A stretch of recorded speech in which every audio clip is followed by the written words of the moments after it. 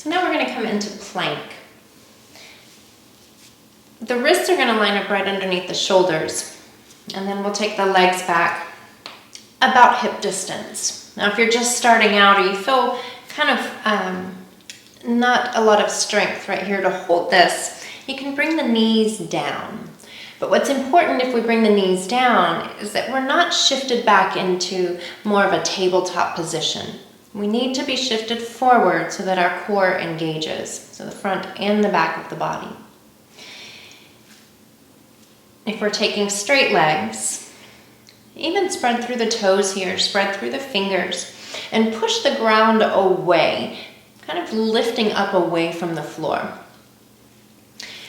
Now you may feel a natural tendency to drop the belly here. You'll know that because it's straining in the back of the body. So we want to pull the belly in, lift the pelvis slightly, and then reach back through the heels as well. And then from here you can go into downward dog.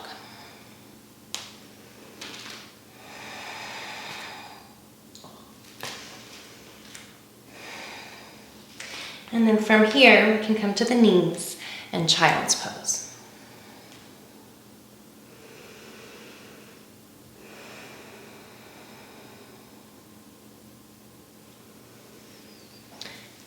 And then coming once again to plank.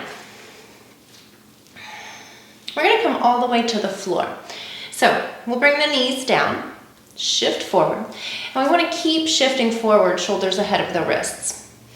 We're going to bend the elbows and bring the elbows in towards the sides of the body.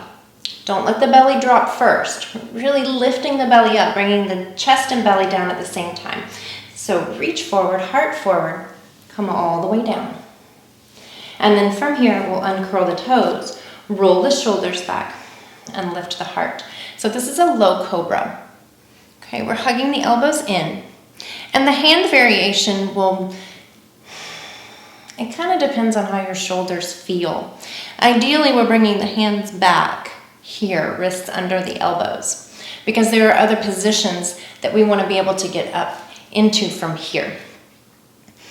And sometimes, I know for me, if my hands are up here, I feel that in the front of my shoulders a little bit more. So I like to bring them back. That way I'm engaging the back of the body.